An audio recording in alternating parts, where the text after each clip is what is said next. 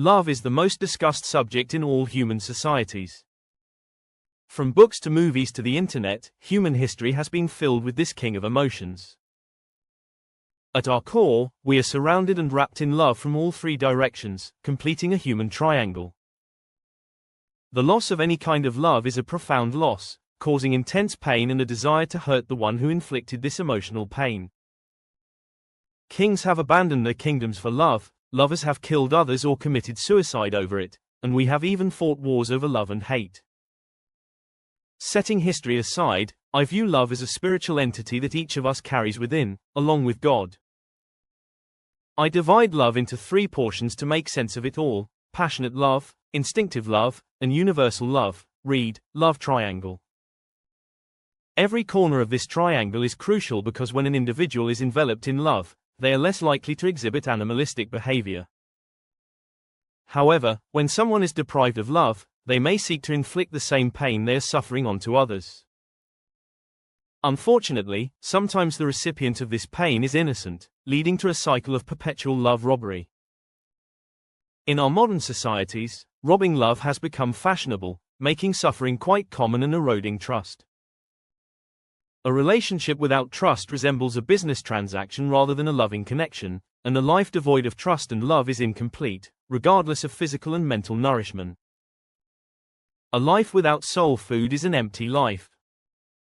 If everyone were spiritually aware and understood the true meaning of reciprocation, their social lives would improve, and individual suffering would have solutions beyond the business of life and drugs. God has always been worshipped and prayed to in all human societies throughout history, just as today. People pray to God for more than they have or what they personally contribute to life. From security and control to health and happiness, and success, everything is sought for reciprocation. Interestingly, it is people who fulfill the prayers of others by metaphorically giving from God, yet through human individuals. If people are doing all this giving, where and how does God fit into our picture of humanity? Since we comprehend our mortality, we feel vulnerable and fearful. Naturally, we want to secure ourselves and our loved ones from the unknown and even the known. The promise to give if we receive forms the foundation of the spiritual business of God. This reciprocation is the source of human goodness and all spiritual actions. As human beings, we are taught to think that if we get money or become rich, we will give to the poor to help them and be good in God's eyes. However, if we believe God hasn't given us enough, we think we can't give it away, making us receivers, not givers, and thus our reciprocation suffers. When I say to give and help, I don't mean giving to churches, mosques, or organized religions. I mean helping the real sufferers of poverty. This issue between God and humans doesn't start or end with material things. The business of reciprocation begins with one's life during their living years, and how it finishes is unknown. You can talk about heaven and hell or whatever you were taught growing up, but do we really know if heaven and hell exist? We can't personally go and return to prove it. All we have is the past knowledge transferred through religious leaders and holy books. There are no scientifically proven proofs, no videos, or hard evidence, yet I still believe in God because I believe our belief systems begin where our comprehension fails. We still have much to learn about various life-related issues, from healing to worshipping and everything in between.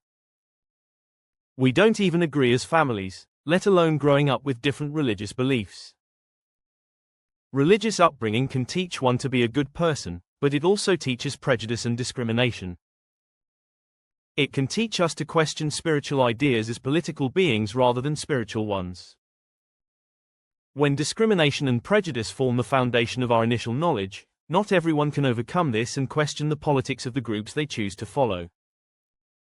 Understanding and assuming the responsibilities of a chief executive officer is not everyone's desire, but personally, I feel it is everyone's duty to judge all installed knowledge and override it if needed. Many of us don't question our installed knowledge due to the powerful politics of our sense of belonging. We just follow what we are taught and have been taught for thousands of years. Our religious institutions have ruled us using the powerful politics of the sense of belonging. A believer must accept that what we are taught is the only way to believe. We can only unite with our belonging group if we adhere to its rules and laws. I believe every human can individually obtain knowledge of religions and constitutions. With this knowledge, they should expect their belonging groups to accept changes and evolve according to the demands of evolving times. We have several religions, their sects, and hundreds of constitutions, along with the traditions and customs of different societies. Yet, only one set of spiritual rules is needed, based on equal human rights. Our problem is that we have nearly 200 countries with different sets of rules, traditions, and customs, driven by the strong and uncontrolled politics of the sense of belonging. Humanity needs one set of rules or a justice system for all people, where no one is above the law, and no one can hide behind the politics of their sense of belonging, just like blindfolded Lady Justice. If you commit a crime against humanity or equal human rights, you should be punished regardless of the power of your belonging group. Every constitution, religious tradition, custom, or rule should be penalized if they violate the spiritual rules of crimes against humanity. This can only be achieved if we come out of the politics of our sense of belonging and unite as one humanity. Returning to reciprocation, a teacher might say, "I've put in my 30 years of work, now I'm going to retire." This retirement is a state of mind, reminding me that we are taught to live life as a business of give and take, an actual reciprocation. The problem is that business is all about the profit one will receive, while spiritual reciprocation is all about giving. Just picture it, you come into life without your will, you can't live without the help of oxygen, your parents, and society. You have absolutely no control over the oxygen you need, so you can't just will it.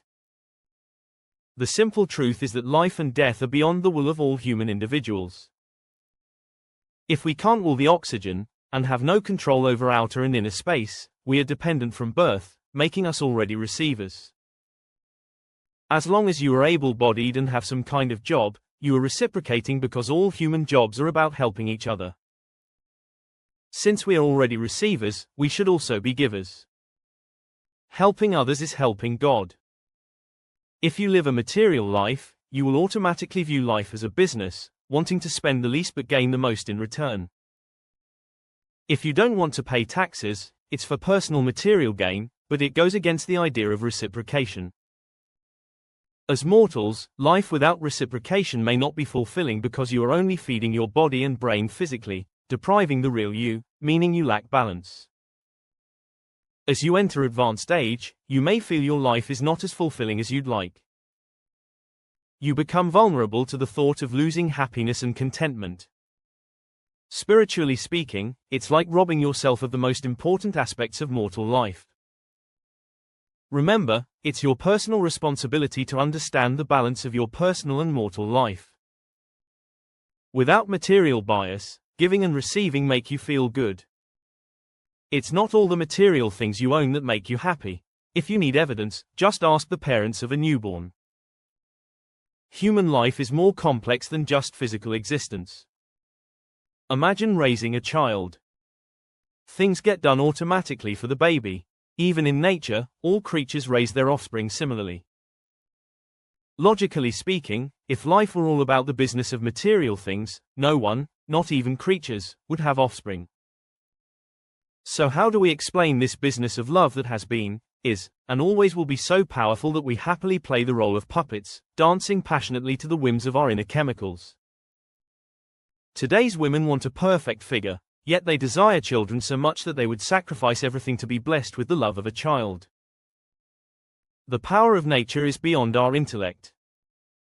Actual hunger and the hunger for love can make you break all societal rules of ethics and morality.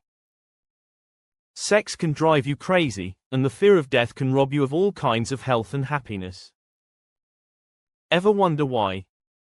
As mortals, we need to gain special knowledge that makes sense both materially and spiritually. Is it easy to acquire? Not if you are brainwashed by the insecurities installed into you from the beginning of your life. Remember, you are responsible for your personal life project. You must leave every single material thing behind and go just as you were born, naked and with empty hands, metaphorically speaking. Now the question is, how are you doing in your personal life? Are you living just intellectually or following your natural life as well? Or are you zigzagging through both? If you are exclusively following your nature, you need to make some intellectual decisions. If you are living solely with intellect, you need to add some nature and accept its power. Otherwise, you risk choosing extremes and robbing yourself of the real treasures of life. You can't and shouldn't go without them, especially if you are mortal. Yes, that is your deep happiness and contentment. As a mortal being, you can enjoy giving because it rewards you with deeper happiness. If you only receive and don't give, you are caught in physical living, lacking spiritually. This is not a good business strategy for mortals.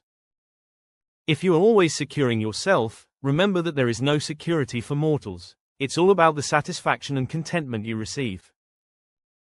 If you are lacking love and spiritual fulfillment, regardless of your material success, it is crucial to reflect on your actions and relationships.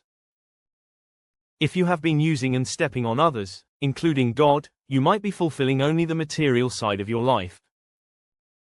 Even if you justify your actions as giving, if they are purely transactional, your life cannot be spiritually fulfilling. Love is not about material gains, it's about doing your part to achieve peace of mind and nurturing your spiritual side. Unfortunately, we often end up robbing love due to personal insecurities. You may be taught to seek material gains, but remember, true happiness cannot be bought because it is tied to spiritual reciprocation. If you genuinely reciprocate in all areas of your life, including your love life, you will find your relationships more fulfilling. If you seek love and security but are focused on material things, you may be in love with business, not in a spiritually driven reciprocation mode. Whether it's food, sex, or love, it's not about receiving, it's about giving. The same applies to God. Life's senses relate to what you have already received, so being unhappy with what you have may indicate a lack of spiritual awareness. You might argue that this is all about security. However, considering mortality can help you realize that there is no security for mortals. If you sacrifice today for the future, that future will always remain in the future, and your life will pass you by. Living honestly for yourself is essential. You need to balance your sense of belonging and freedom, as well as your nature and intellect. If someone claims to know everything about life, including me, don't follow blindly. Only accept what makes sense for your mortal time. Useful knowledge is wisdom, and wisdom dictates not forcing personal beliefs on others because everyone's reality is different. We are all evolving entities, thus, our knowledge and wisdom are subject to change. From caves to slavery to modern times, human evolution includes many stages, and it should not be used for political blame games about past behaviors. If you divide love into 3 parts, passionate love, instinctive love, and universal love, you will find a core triangle in the middle. This core triangle represents 2 opposing forces, the animal side and the spiritual side. Good and bad depend on the era and society you live in. It's about balancing these opposing sides. Can you control your demonic or bad side? You should be able to, as the responsibility lies with you. Remember, you are blessed with free will. To navigate this temporary journey, you must become the chief executive officer of your life. Being happy yet ready to leave at any moment, sometimes without notice, is challenging. It takes wisdom to live in uncertainty and be happy simultaneously. The secret is not choosing sides but staying ahead of your personal bad side. Mortal life is not about being good according to society's standards or sacrificing all life's pleasures. God has given us free will to make choices. As individuals with free will, we are meant to be the CEOs of our lives. Our sense of good and bad may change with evolution, but mortality is constant. The best way to live a mortal life is to enjoy it while staying spiritually ahead of your inner bad side. Individually and collectively, we have a natural need to evolve. If you are told otherwise or forced to work against this urge, it's the wrong path. Even if religions try to hold you back, you have the choice to resist. Working against your nature and living solely in your intellectual world is extreme. In the end, being an extremist leads to personal loss, so choose wisely as a mortal. Regardless of religious teachings that instill fear, you must explore your personal potential. This is tied to human nature and should not be ignored. Imagine in today's world, throwing virgins over cliffs because someone claimed God demanded a sacrifice. In an era of equal human rights, we would reject such a notion. Similarly, the brutal custom of sati in Hinduism was abolished because it violated evolving human rights. Despite resistance from religious extremists, modern advancements show the importance of standing against unjust traditions. Politics has its limits of hypocrisy. Religious extremists often use modern medicine while condemning the atheist scientists who invented it. Killing another human is like cutting off one of God's working hands. Every human being is a part of God and humanity's helping hand. Murder in the name of God is always a political act, not a spiritual one. When someone takes action based on personal emotions, it may seem right, but it's not for the victim. Crimes are a result of personal free will, and individuals are responsible for their actions. Killing in the name of God is a political act driven by group politics, not spirituality. In economics, self-correction is a natural process. Natural disasters, wars, and global warming are part of human life. I believe in self-correction and not committing spiritual crimes. If my actions stray from my spiritual values, I am responsible because of my free will, even if it benefits my group. I reject the politics of my sense of belonging to justify my actions. I speak to individuals because we each have a personal sense of justice. Justice is spiritual. If something benefits my group but causes personal spiritual loss, I must uphold my sense of justice. It is abhorrent when religious politics rob innocent individuals of love in God's name. This violates spiritual values and human rights, promoting discrimination and prejudice. Free will, oxygen, and the flawless functioning of inner and outer spaces are gifts that come with the responsibility of reciprocating to God and humanity. In today's world, we have a justice system, yet judges are appointed by political parties, which compromises justice. Spirituality and justice should be separate from politics and religion. Justice must be impartial, transcending nations, races, genders, colors, constitutions, and religions. It is a spiritual matter. Justice can be corrupted by group politics and religions. Ideally, justice and spirituality are based on equal human rights. Regardless of group politics, justice must stand independently. We must own our actions individually. No one should influence justice. Justice, spirituality, and God should not be used for political purposes. Killing in the name of politics, while hiding behind God, is wrong. Spirituality and justice are about humanity's hard facts. Religions and political systems can harm others, including their followers. An individual is a human being, regardless of origin. Killing an innocent person in the name of group politics is a spiritual crime. We no longer throw virgins over cliffs. We are evolved enough to understand individual responsibility. Being the CEO of your life means not robbing others of love. If we continue to hurt others, we cannot evolve to the next spiritual level. We must treat others as we wish to be treated.